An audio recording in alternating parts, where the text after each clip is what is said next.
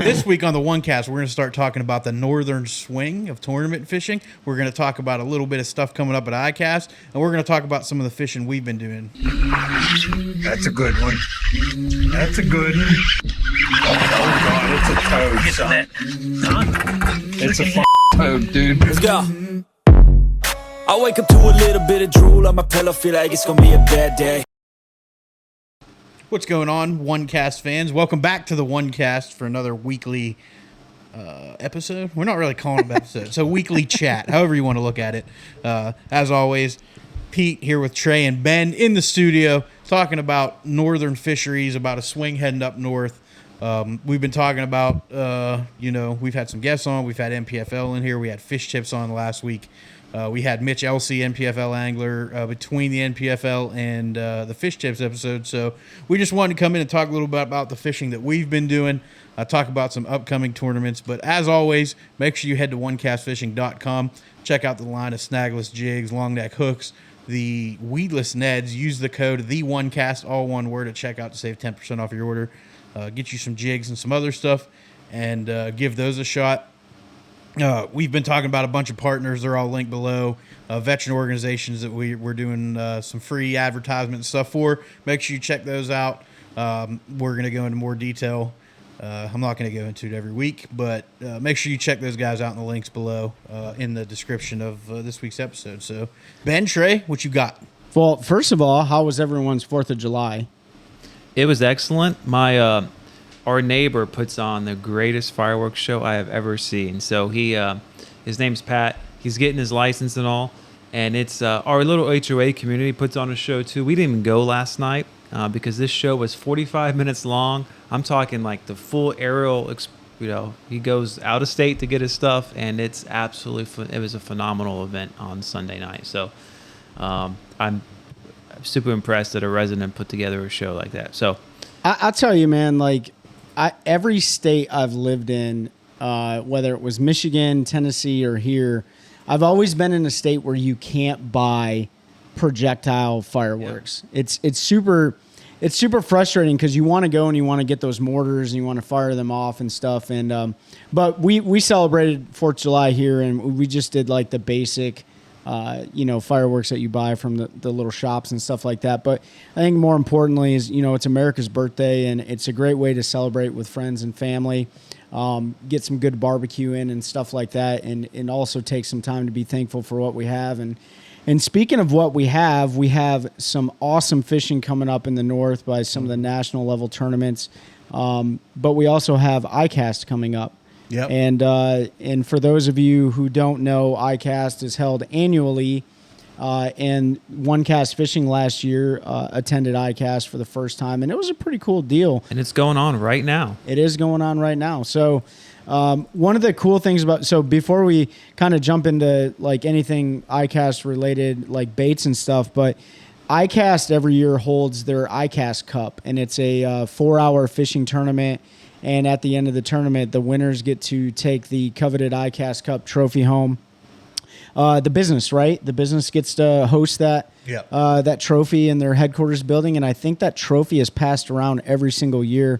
But that's a pretty cool deal, and that's held on Lake Toho. And I know I talked about it in the previous episode, but I just came back from Kissimmee and fished some Lake Toho. And man, I'll tell you what, if the fishing's right down there, like you're going to see some big bass caught at the ICast Cup. And I know that the national level tours, they make sure that they don't schedule their tournaments on the same weekend same week and weekend as ICast.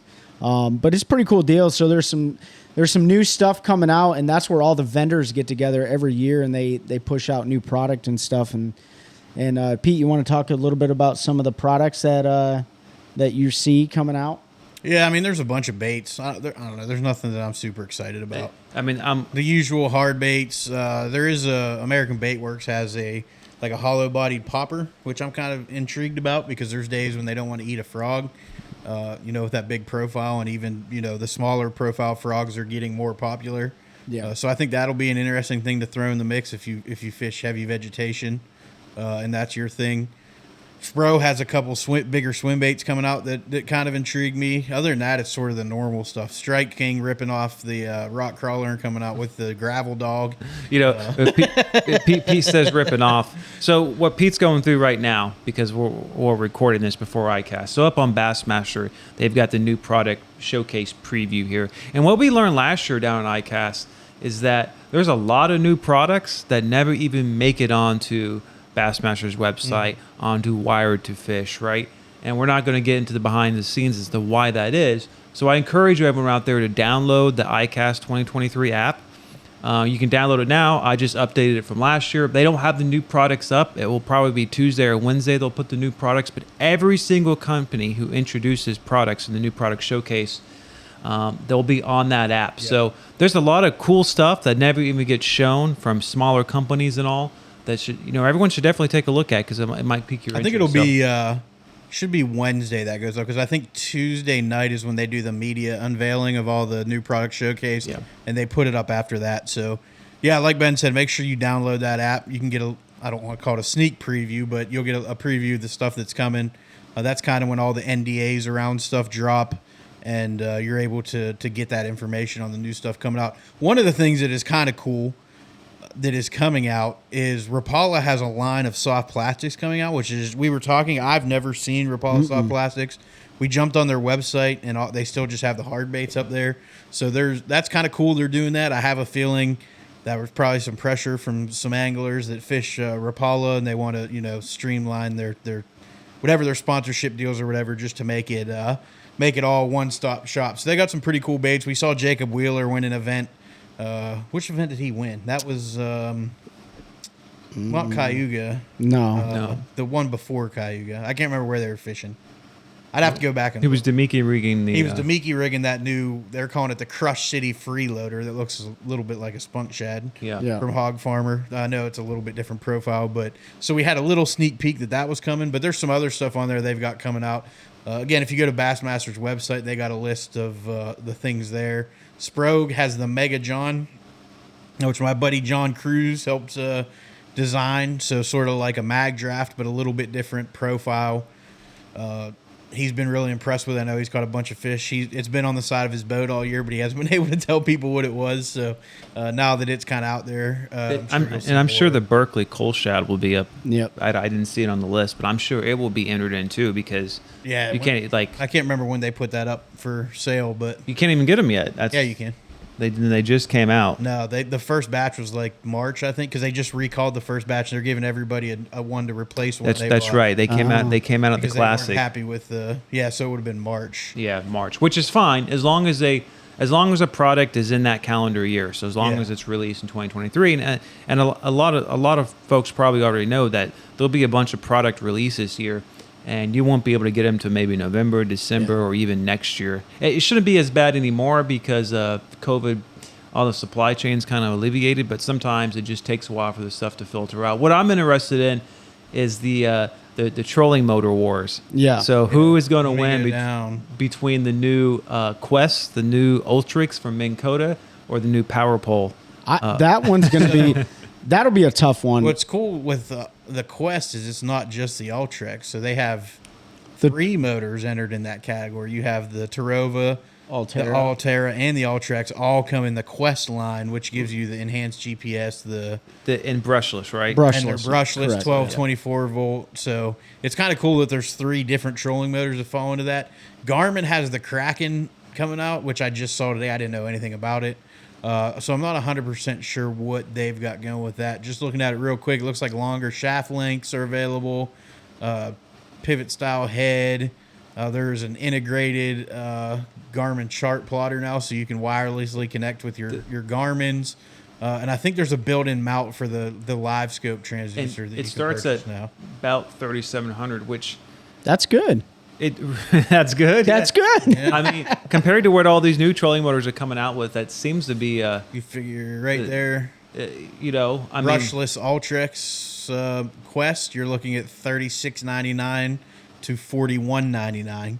So $4,200. I know what's the move power poles up around. I don't even see it on here. I think that was like but $5 grand. 4 to 5 grand. Yeah. around $5,000 for the top of the line. So trolling motors are getting more expensive. It makes me think what happened to the Force. I don't know. Because they came out with it, and Sam Flippin' Crickets had wanted a Force and he eventually went with an Ultrix because he couldn't get it forever. And where the Force came out 2 years ago, and Like, you mean the Garmin trolling motor? Oh yeah, the Force. Yeah. It's still there.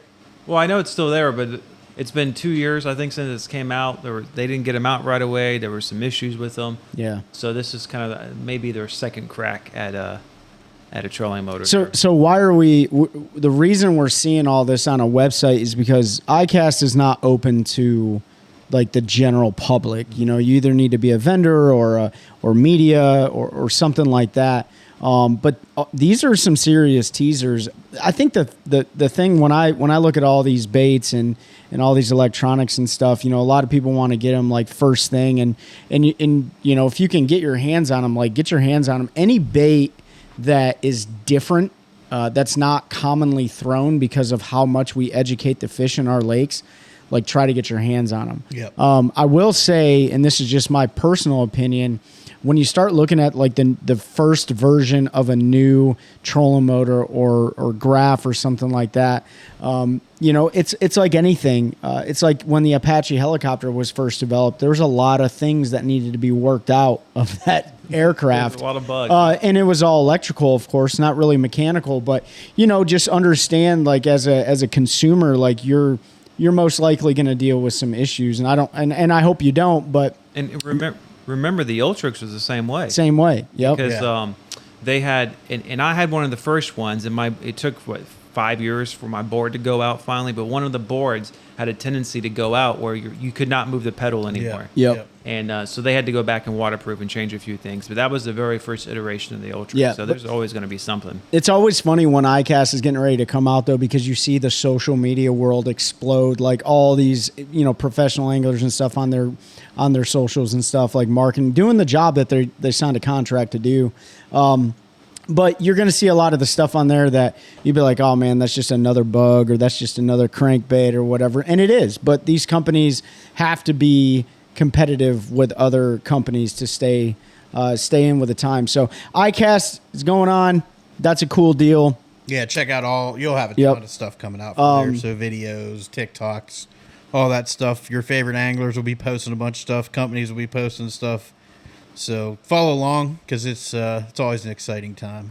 The last thing I'll say, and I just think the coolest experience going down there with OneCast Fishing was just getting to meet everybody. Mm-hmm. Like just the inside of how, because this industry, they say it's big, but it's not that big. It's all about who you know, and a lot of these deals and stuff, they go down, behind closed doors and stuff, as they should. That's how good business is usually done. Yep. But it was really cool seeing all the people down there. So any of these events, ICast, these major tournaments, these exposés, like they're cool places to go to. And if you're a small business wanting to get into the game, it's an opportunity for you to go down there as a small vendor. You're going to pay for it. Nothing's free.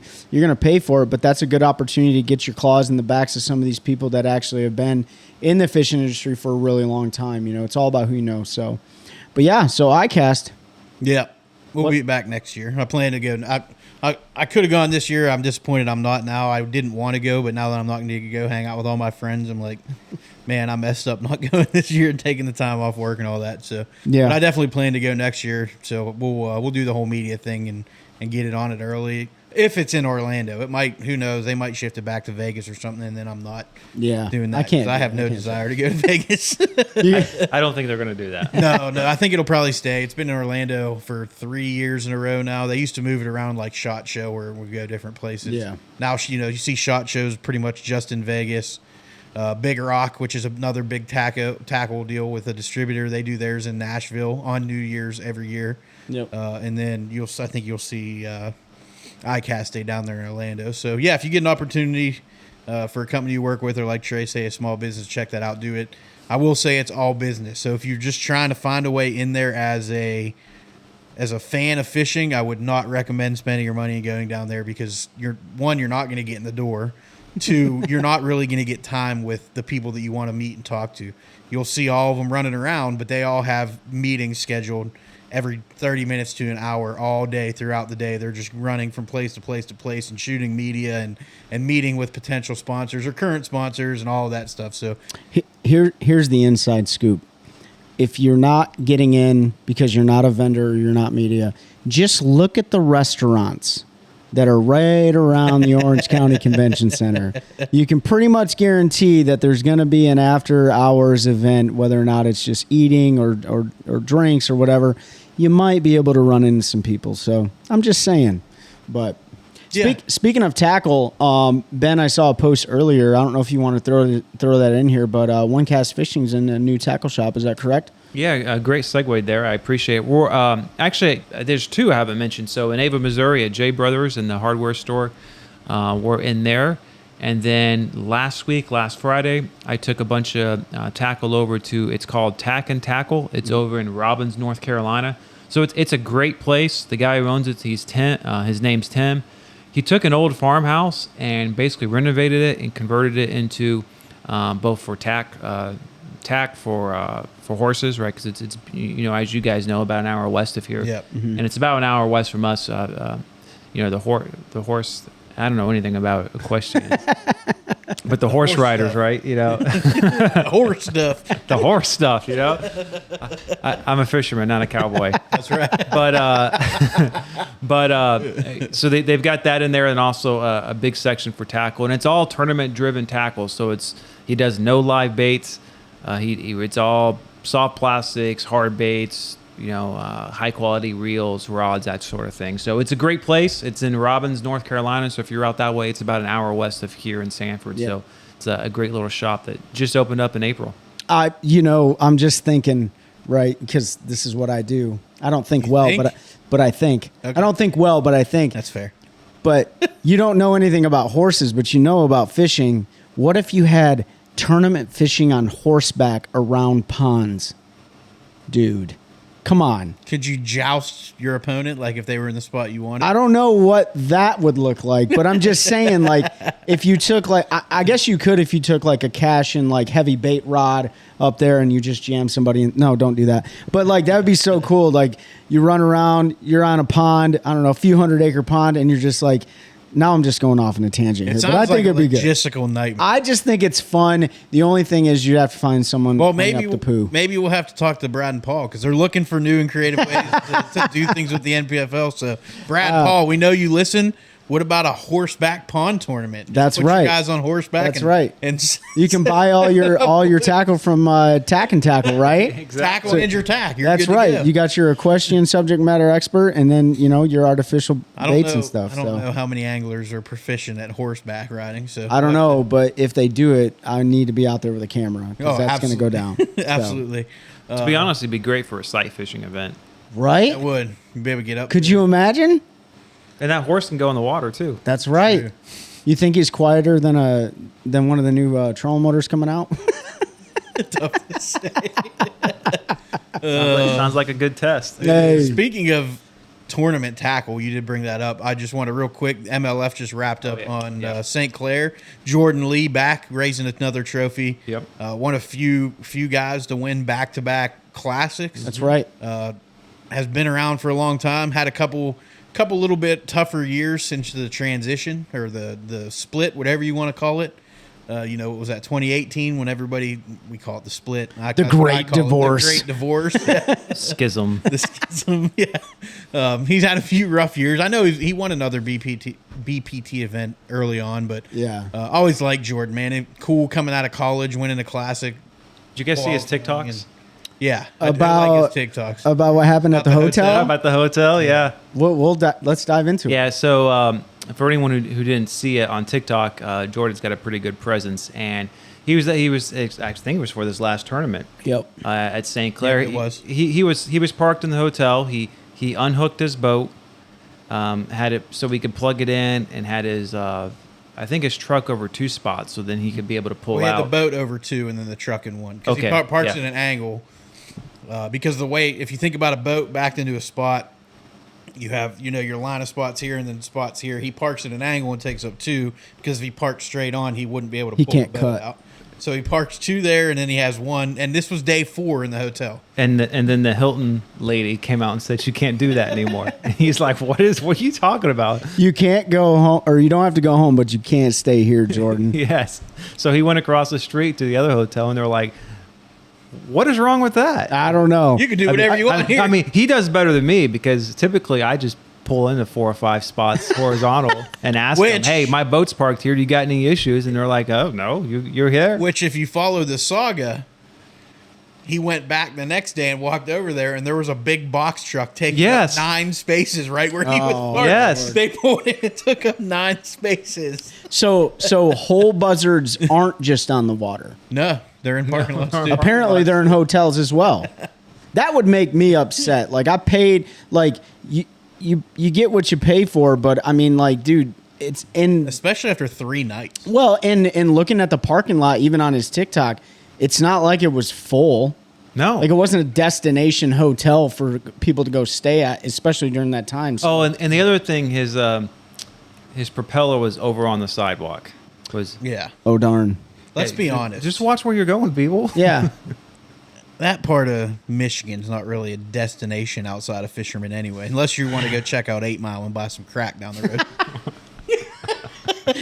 It's meth. Get it right. Meth, okay. Sorry to anybody from Detroit that I offended. It's okay. I'm from Michigan, That's so I right. can talk about it. And I agree with that statement. No, I mean, yeah, man. Like, and you know what? The prop, though, like, that's an accident waiting to happen. But I mean, so are trailer hitches.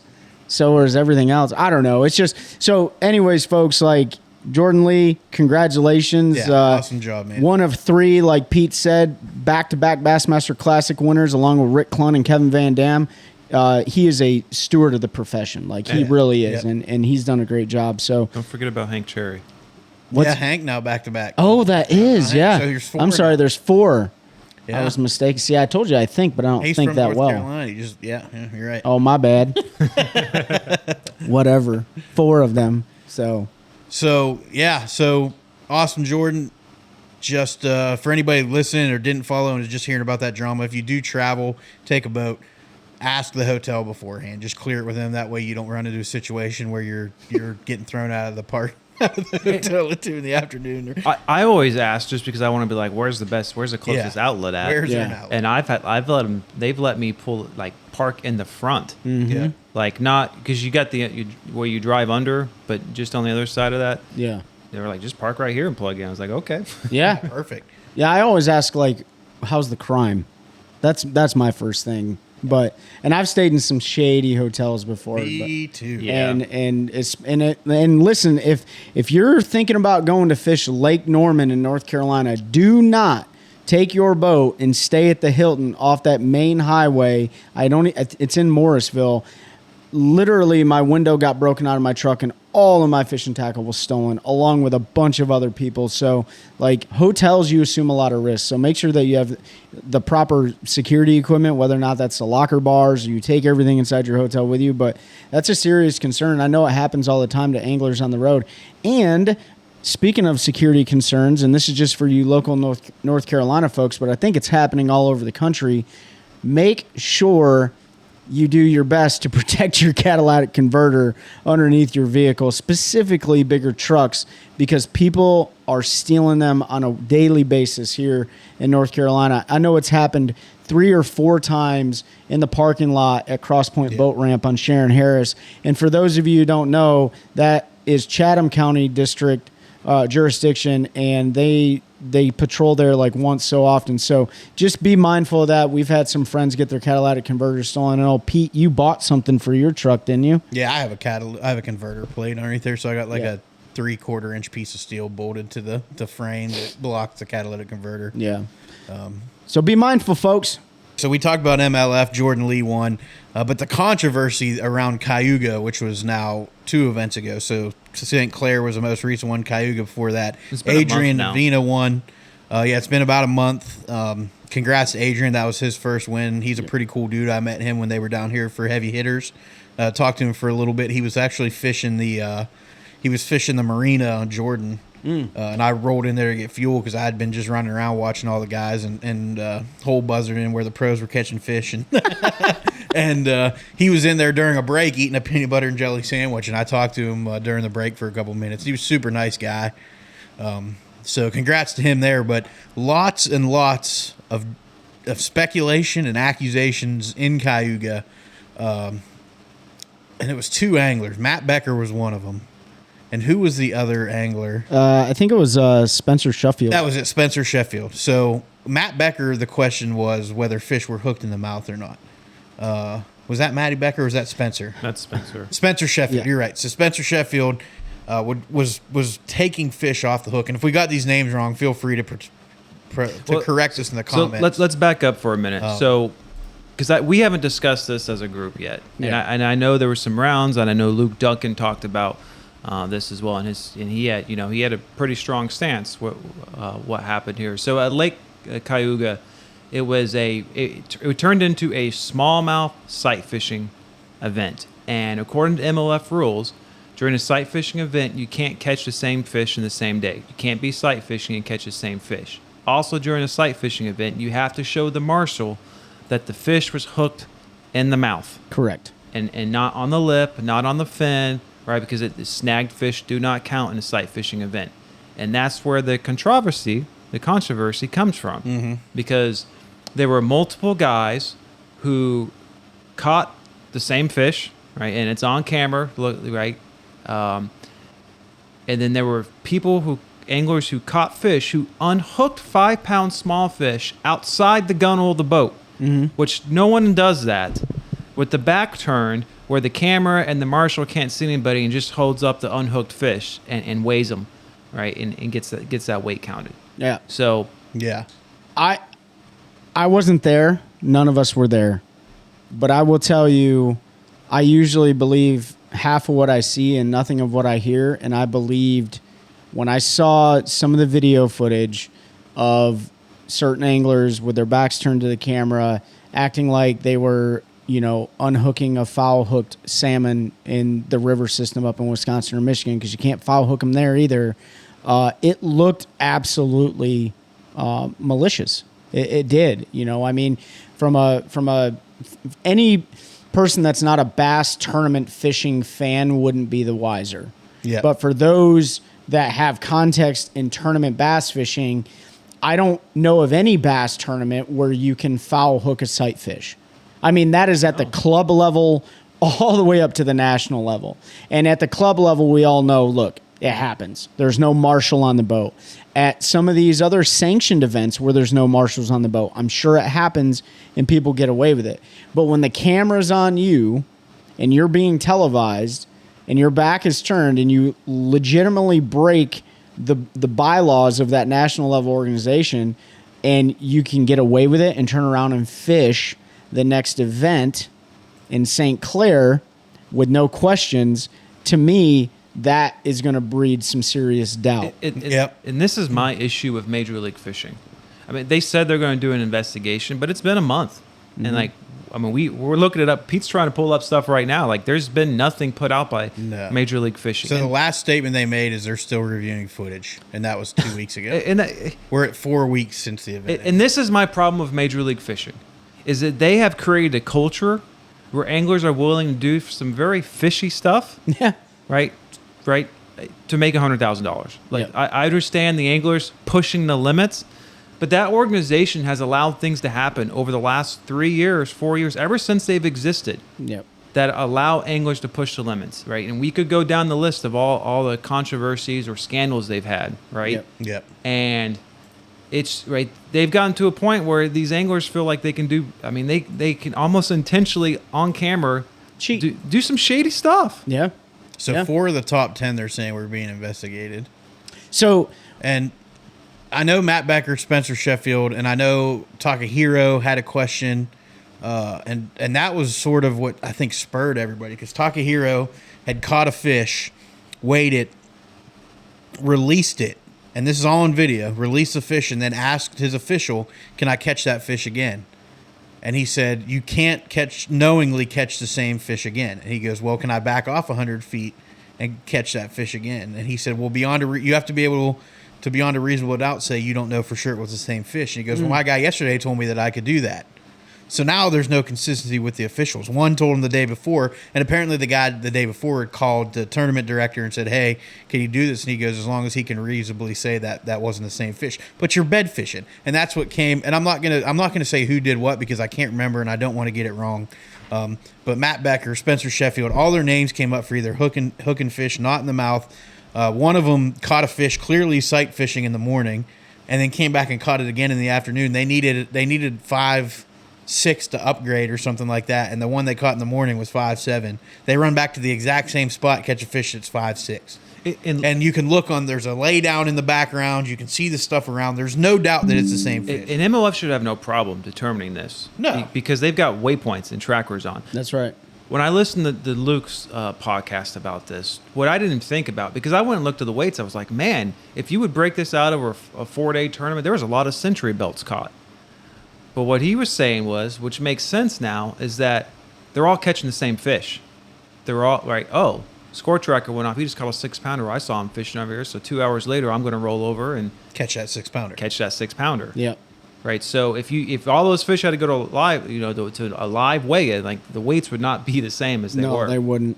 I mean, the elites fish down in Lake Fork, and they got to weigh and release the fish right on the spot.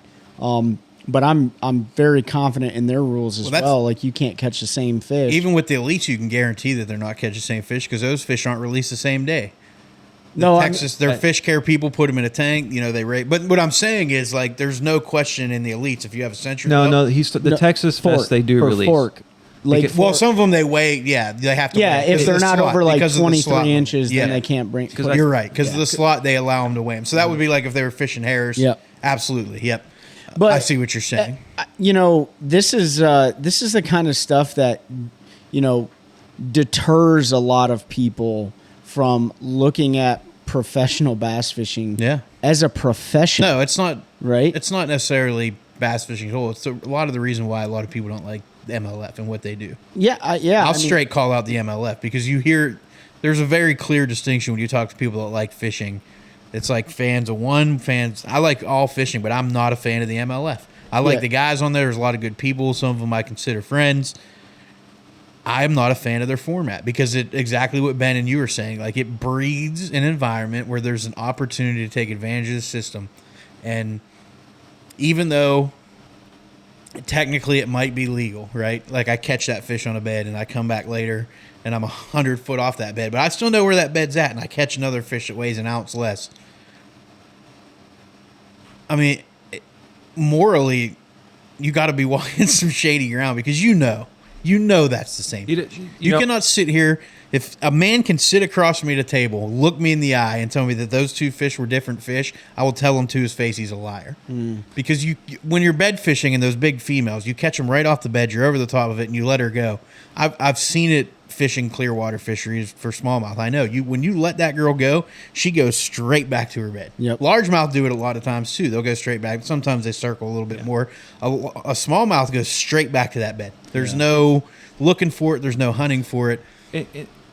And look, I get the argument some people will make, like, as long as a fish tried to bite it, right, and it gets on the outside of the lip, then maybe it should count. But look, this sport is based upon integrity.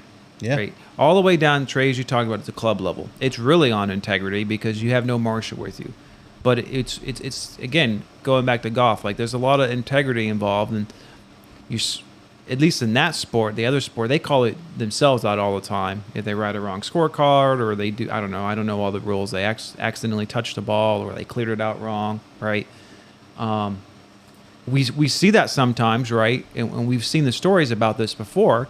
Like, I think Lee Liverseed, I think Gerald Swindles talked about it. Like, they accidentally had 6 fish in the live well. Yeah. Right? And so they called the tournament director and, hey, I didn't, so they work it all out and stuff. So you call each other out. But the organizations have to hold people accountable, right? Because how do you expect people coming up and us, right? If we fish club tournaments and all, and you expect their integrity, but you won't even do it on camera when it's the biggest stakes? And what's even more concerning is you talked about the organization and it's delegitimizing itself by doing stuff like this 2 of those anglers are rookies on the BPT this year. Yep.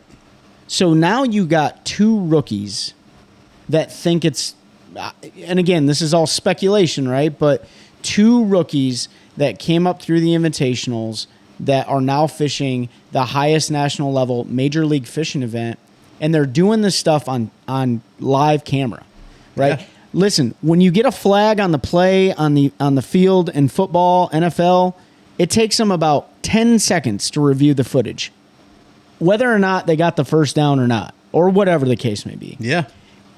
The fans are probably looking at this like we are looking at this and saying, well, how long does it take to look at a 10-second clip and determine whether or not it was legal or not legal, right? Yeah. And so it's just one of those things, like, if you keep doing this as an organization, you're going to continue to delegitimize the cause that you stand for. And the people that make it a championship route, they all get paid money. Yep. The lowest they get paid is like $3,745, all the way up to $100,000, right? They're all making money.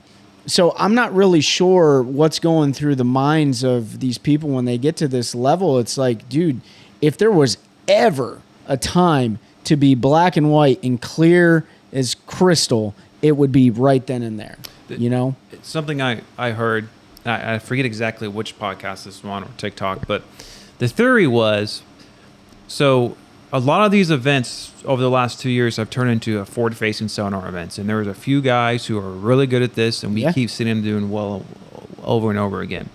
With a sight fishing event like this, it becomes almost anybody's game. Yeah.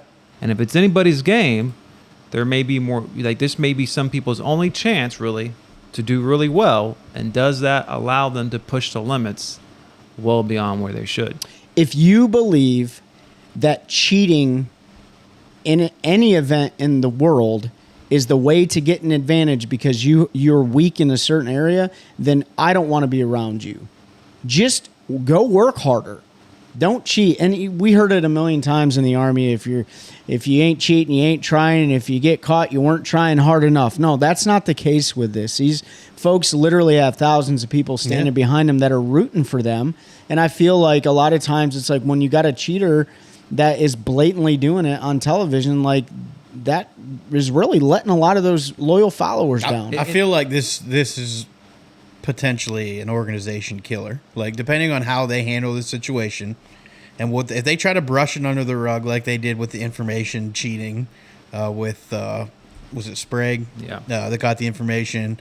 They just kind of tried to hide that. Now the Jacob Wheeler, was it Jacob and Dustin that were 2 rods at once, and it was a state law violation. That was they took the ownership on that one, so I felt like they handled that right. But I mean, they had told the anglers they could. It's a poor reflection on the organization. Well, even know to brief them the wrong. You're thing. absolutely right.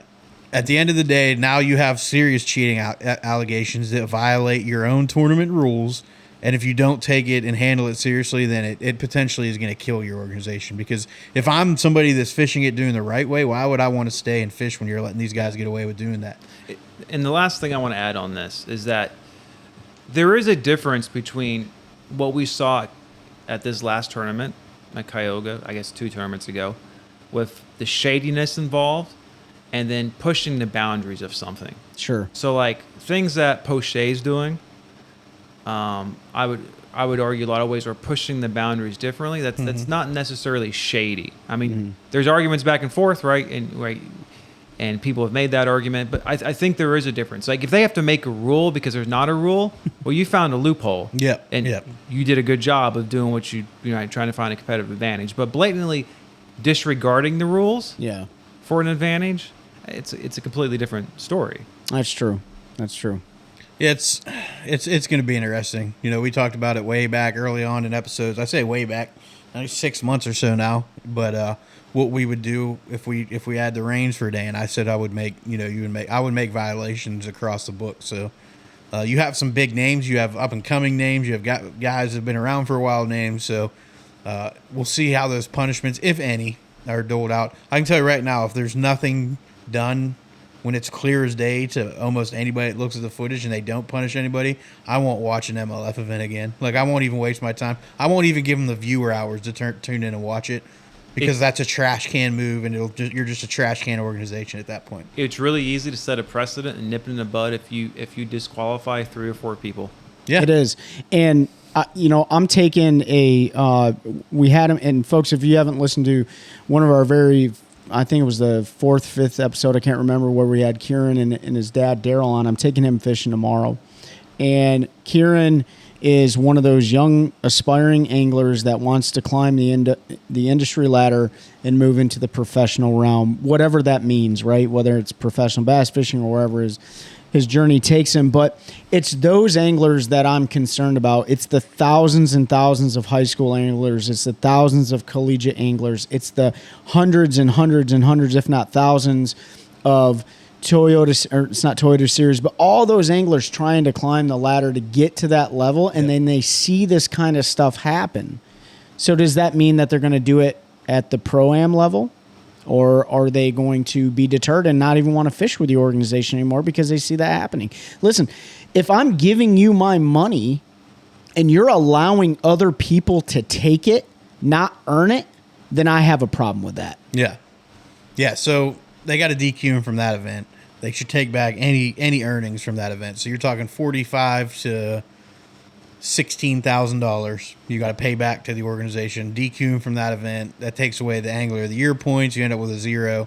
It basically ruins your season. That's going to take you out of contention for Angler of the Year, for Red Crest, for the heavy hitters, some of the other comp events where points and weights matter. So to me, that's the only answer here at this point. You didn't DQ him from the next event. You've got to go back and DQ him from that event. And pay the rest of that money out to the other competitors that did it the right way. No, I think that's what they would do. Yeah. I would assume you would move everybody up and you would pay accordingly. But we'll see. It's going to be interesting, and I'm not sure. I know when a ruling, if ever one does come, we'll talk about it here and fill anybody in that doesn't follow any tournament fishing, because even if you don't like tournament fishing, it's still, I think, an interesting topic to think about and to hear about. So yeah, the cheating, the whole cheating scandal. We'll see what happens. It brings back memories of Mike Long and snagging all those big fish out there in California, and that guy got canceled fast and hard, and everything he did went away. So we'll see what happens there. But speaking of tournament fishing, Ben wasn't on that fishing Friday. I think that was when it was your anniversary, or you guys were camping. So our last fishing Friday, which was a couple weeks ago, with everything going on, we're going to be a little delayed with them.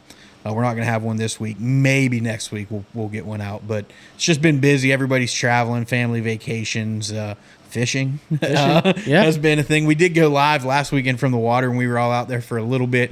Everybody waited 10 minutes to tell me I didn't have any sound, but I won't knock any of our listeners for that. But one of the things they asked Trey and I that day was to record a tournament day and to talk about why we were doing things, the thought process that went into it, stuff like that. So Trey and I are amateurs at best, tournament fishermen. We're still learning. You're always learning. Even guys who've been doing it for 100 years are still learning. There's always stuff to learn. But neither of us are super comfortable going out there and filming during a tournament, because we're focused on doing our thing. So what we did was we went out and, as close as possible, simulated it. I think it went well because I felt the pressure. I did everything like I normally would. So we went out with our plan. We followed our plan. We made our rotations. We did what we had to do. We put together a 5-fish limit, and we have them all but the final call on tape, because it finally got so hot that all of our GoPros overheated, and there was nothing I could do about it. It was literally like the last 10 minutes we called before we made our run back to would have been weigh-in. And we caught one, and the cameras were down for that last 10 minutes. So we're putting that together. We're going to do some voiceover stuff and just let folks know what we were doing. It'll be probably another week or so before we get that out, because I'm not a video editor and we're learning as we go on putting stuff together. But looking forward to that. So if there's any of that type of stuff you want to see from Ben, Trey, myself, anybody, whether it's us together or individually, shoot us a comment on one of our posts, shoot us an email. You can message us on social media, whatever. Let us know stuff that you like to see, because it's something we want to do. It's part of the vision for the OneCast is helping anglers and putting out educational stuff. But it's a lot easier to do that when you have a little bit of direction, because we have a ton of great ideas, but if it's our ideas might not necessarily be what people want. That's true. And we don't want to be the folks just putting out a knot video on how to tie 15 different knots. And well, that stuff's good. I'd like to get more into the technical stuff we do. So let us know and look for that video to come out there. And we've been fishing a lot. Trey and I have been fishing a lot. Ben's been busy with anniversaries and birthdays and product stuff for OneCast Fishing. Look for some stuff that we carry before the soft I guess we plastics. could talk about it. Yeah, go ahead if you want to talk about. Because hopefully by the time this airs, that we'll have the soft plastics. We're bringing them back to OneCast Fishing. So we're going to bring back the Stinger, the Black Hawk, the Warthog, which is our creature baits, swim baits. We're going to have some two or three additional designs as well as some additional colors. So, we've got some messages over the last few months asking for us to bring plastics back. We're finally bringing them back, and currently actually working on packaging them up. So hopefully by the time this is out, they'll be live on the website. So going back to that plug in the beginning, use the code TheOneCast and save 10% on some plastics too. Yeah, check out the soft plastics. I really like the craw baits especially because the way they're poured, there's a hollow cavity in basically what you would say, I guess, the nose or the face. And I like to squirt a little bit of scent in there, and it holds in there pretty well, and it helps you get bit and helps them hold on a little bit longer. So make sure you check that out. Like you said, OneCastFishing.com. Use the code TheOneCast, save 10%. So we did get out together, the three of us on Harris on Friday. What'll be 3 weeks ago now, so almost a month ago. I did want to talk about that because what I found really interesting is that, so I jumped on Trey's boat. Pete came out there with his boat. Trey got out. He's been on the lake quite a bit. He had marked schools earlier. We knew where the schools were. We all ended up catching 1 or 2 largemouth each. But the problem was, you could see them on live scope. You could see them chasing shad visually when they come up on the surface. You could see big ones follow Pete's little ones back to the boat. Yeah. They were there. They just didn't really. They weren't super active. They weren't in a feeding mood, and it, with some of those days, it's the reason why they call it fishing and not catching. That's right. I think going back to Pete talking about the simulated tournament we put together, and then talking about when we went out on the lake, the three of us. You can put a plan together the best you think, right? But like we say, another saying in the Army is no plan survives first contact. And that is so true with fishing. You can put a primary plan together, an alternate plan, a contingency plan, and an emergency plan. That's what I try to do. It's called PACE. But no matter what, if you're not paying attention to your surroundings, you're not paying attention to the fish, to the wind, to the sun, everything, there's so much that goes through your head. You're either going to be at the right place at the wrong time, or you're going to be at the wrong place at the wrong time. Yeah. And the day we were fishing, we were out there, looking at schools of fish in, 15 to 18 foot of water, and they very well could have been feeding. We very well could have been on the wrong school or the right school at the wrong time. Yep. And that, that's something we'll talk about this more in later episodes, but, we fished the river, right? Pete and I did that simulated tournament on the river. We turned around and went back to that river a week and a half later, and it was 180 degree difference with the same conditions almost. A little bit different water level. And I mean, water level and clarity was the biggest thing. We had pretty much the same weather as far as temperature, wind, all of that. So it was definitely similar. And then we go out on the lake, the three of us, and I had went out the day before. You and I were out the night before. The day before, yeah, hammering them. And you can hammer them because there's about 500 in some of these schools. So, but I guess the point is, for those of you fishing tournaments or just recreationally fishing, don't beat yourself up too badly when you go out there on what you would consider the perfect day with the perfect conditions, and you don't catch a whole lot. And I know a lot of people get really upset and frustrated about it, and to include myself, but you have to understand that, you're competing against a live creature. Yeah. It's not another person with a pigskin football. They're telling you either you're doing something right or you're doing something wrong. It's important to remember those things to change. Like Trey talks about conditions not being that different, but looking, but hindsight's 2020. When you go back on Monday morning quarterback, like we went a week later, but the water had dropped 2.5 feet. It was getting closer to normal level. The current was pulling extremely hard because of lakes upstream dumping water into the river system. So like where we had caught them in the tournament, was the current was pulling so hard that those fish, they could have been set up somewhere in there, but it was hard to fish because the current was pulling so hard. So where they were the week before, they weren't there. We ended up catching them how we wanted to catch them from the beginning, and in on top water and the pads on frogs, and we caught a pile of fish. Trey lost a good one early in the morning. There was at least 17 pounds. It was like a 3 or 4 pounder.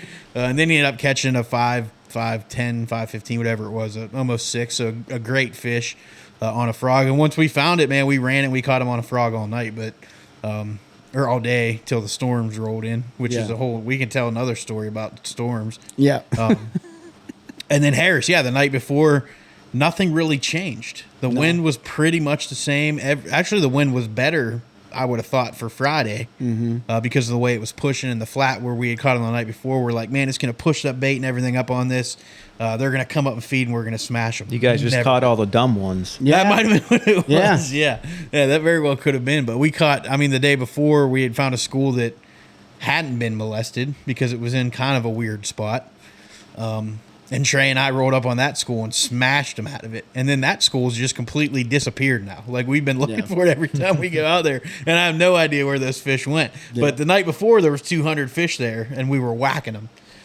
So fishing's fishational. We talk about it all the time. Little things, the wind direction changes a couple degrees from a different direction. It can change the way fish set up. Sunny, cloudy, whether they're on the bottom or suspended. Just so much. And Harris in particular has so much bait right now. It does. There are so many shad around that I think that was part of the problem. Just the way the weather had the fish set up and the bait was set up. There was just so much food that it's hard to compete. And honestly, the best we ended up doing was with a lipless when I was yo-yoing it. And that was, I caught a catfish, a largemouth, a white perch. I got 8. Make sure you go to the OneCast Instagram and look at that video about a 6 or 7 pound bass comes up and eats a 9-inch white perch. Of course, I didn't bring my big bait rod because they hadn't been eating it. So I was like, I'm not going to throw it in the boat today. I won't need a big glide bait. And then one comes up and eats a perch right next to the boat. So it's fishational, as we say, and the changing conditions. But we've been, Trey and I have been able to fish a bunch. Hopefully Ben gets these plastics packaged and he can join us some more. Because we've been on the river, we've been on Harris, we've been to Mayo, we have plans to go try to fish White Lake.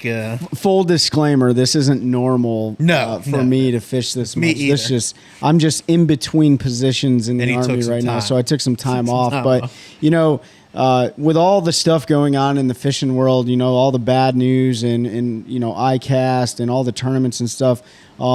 There's time that I take to disconnect from all that. I need to stay up with it, for obviously for the show and for the viewers.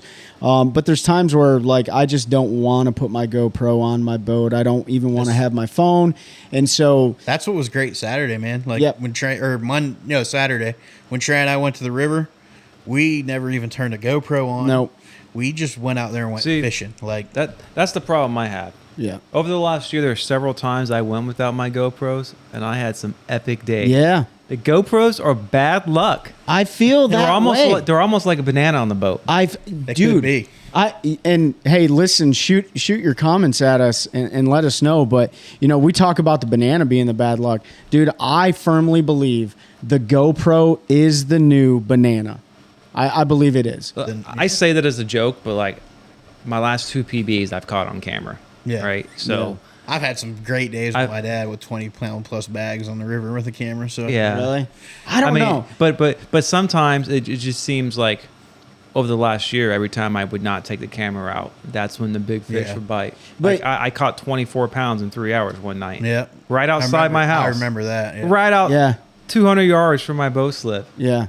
And I didn't put a single camera. But you think the day we did the tournament, we had a really good day that day. It took us a little bit, but when we found the fish, when we found the fish, the stretch that we found them on, we caught a fish on our first 6 flips on every tree we caught. I broke one off or we lost one, but we got bit on and it was like bang bang bang. We went down that and it was on. So you're definitely gonna want. I mean, for those listening to us and watching, you're gonna want to watch that simulated tournament because. We talk about what's going through our heads, and I think that there's a few guys out there doing a really good job on YouTube and putting that content together. But I think that's one of the things that, like, while you can watch people's videos, you just got to get out there and do it yourself because everybody's thought process is so different. What you can do is ask for tips and tricks, and we are willing to share some information like what we think about certain situations. And if you come off the water and you haven't learned anything for the day, that's when I get really frustrated. And going back to the GoPro thing, Ben, I think us as humans, we always try to find something to blame. Yeah. So like if we have a camera rolling and we're not catching, we're like, it must be the camera, but that is not the reality. The reality is that good. Anecdotally, a lot of times I have turned them off. Right, and that's when I set the hook. Yeah, and then I got to turn them on as I'm fighting the fish. Right, and that happens quite a bit too. But yeah, I mean it's just another added thing of pressure because even if you're not paying attention, it's subconsciously that camera's running and you want to get that awesome footage and have everything set up. Like I think you just have to get to the point where it's there and you don't care that it's there. That's true. It's just there. Yeah. Like it's part of you. That's kind of like with the podcast. Like we were we're just gonna sit down and hit record. Like obviously we've gotten better. We've learned what works, what doesn't work. We're still learning a ton, but we just sat down and we record every week. And if you all listen and like it, you listen and like it. And if you don't, you don't. And we learn. And I think it's kind of the same thing. Like the best way with the GoPro is to just make sure you're using it every time. And if you are that aspiring professional, national level professional tournament angler, it is part of your kit now. Like you have to run a GoPro on every single one of those tours, whether it's the MPFL, BASS, or BPT. So, but yeah, get in the groove of it. We'll push that video out so everyone can see it. We'll do some voiceovers and stuff, and you can kind of see what's going through our head. That's what's going to be cool. So quite a bit of what we're going to record is going to be Trey and I. We're just going to sit in here, and we're going to talk about what we were doing, and then we'll show you some video of some fish catches. We'll talk about why we did this first and what decision went into moving, why we changed what we were doing, what we saw, and whether it was something we saw in the water, what it was. Like, it's just going to be us sitting here. So it's not going to be trying to talk over and you're trying to watch us catch a fish. Like, I just want to sit down and talk through the thought process, like what we talked about. And I'm not even going to put the stuff when we were talking on the water about it, I'm not even going to put it in there. Like, we're going to sit in here where it's just what we're focused on and explaining why we did it. We're not saying it's the right way to do it. We're saying it's the way that Trey and I did it. Our thought process is which we were asked for is our thought process. So apparently some of y'all like to listen to what we have to say or think. But that was actually, I had a ton of fun doing that. So I'm looking forward to getting that video put together. And I've had a ton of fun just getting out fishing with you guys and chasing them around, and Ben and Trey in our boats banging off each other on hairs because we were fishing schools. People probably thought one of us was an a-hole, pulling right up on the next guy because we were literally 5 feet apart fishing the schools. And we did think somebody was going to do that to us, but I guess they were just putting a rock. I blocked that dude. Yeah. I don't know if y'all heard me, but I was like, I'm going to go block this guy. I ran out to the edge of the point because I thought he was going to pull right in on us. But yeah, it happens more than you think. But it does, especially on that lake. But yeah, I mean, so look for that video to come out. We've been fishing quite a bit. It's going to slow down here again. It'll be, hopefully we'll get out a few evenings after work. Trey and I try to run to Harris. If Ben can get out and come meet us, we'll get out there and chase him. We've been talking about getting back on Jordan. Trey and I have a very much hate relationship with that lake. But I want to get back out there and do some fishing because I've had a lot of success and caught a lot of really good fish on there. It's just, I was out there 10 days ago. Yeah. And I didn't have a lot of luck, but we were camping up there, so I didn't put in till noon. I fished till 5 on a Saturday, right? Not ideal conditions, and we had all that rain, so the water was already 2 feet high, and it came up almost half a foot when I was out there, and super dirty. So not ideal conditions. I would say, and I struggle with this.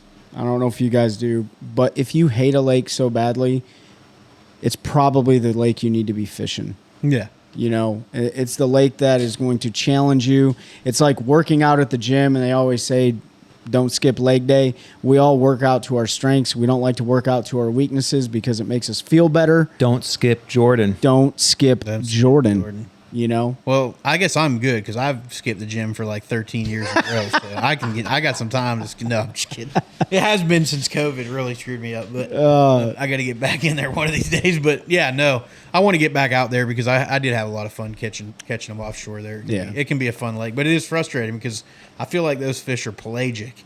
Like you find them on Tuesday here and you go back Wednesday and there's not even a fish on that brush pile. And it's like, well, where'd they go? Probably where somebody dumped the crawfish, but that's a joke. Get out there and challenge get out there and yourself. challenge yourself.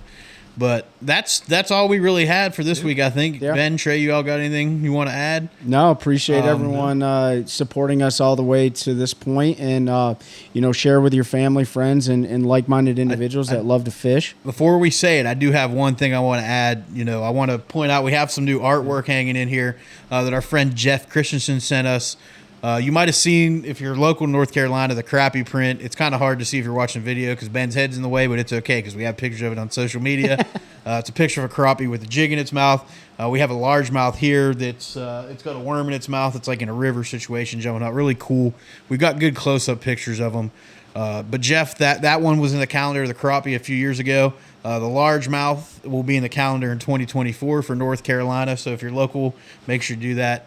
Jeff's an award-winning wildlife artist. He's won a bunch of stuff with his company, Kingfisher Designs. He also does T-shirt designs, anything fishing related. He'll do custom playing card decks, freshwater, saltwater, game fish, pretty much you name it. Any scene you can think of, you can do a commission job with him. Just let him know what you want. If you want to learn more about Jeff, if you want to purchase any of the art that he has on there, the stuff we have here, you can go to kingfisherdesigns.net. I'll link it in the description. Jeff also did our logo for us, so if you're looking for logos, reach out to my guy. He'll do that. He's done them for some big companies in sport fishing. I know he did Penn Reel, one of their logos. They have like 50 logos. One or two of them Jeff has designed, and there's been some other companies that he's done work with. So kingfisherdesigns.net. Check him out if you're looking for any type of fishing outdoor-related artwork or things like that, commissioned work, non-commissioned work, the stuff that he already has. If you like these prints, you can buy them there, hang them up in your house. They're really great stuff. So that was all that I wanted to make sure that I had. Make sure we let Jeff know. Trey, you want to say it this week? Yeah, let's keep fishing and growing the industry one cast at a time. That's a good one. That's a good one. Oh, God, it's a toad, son. It's a toad, dude. Let's go. I wake up to a little bit of drool on my pillow, feel like it's gonna be a bad day.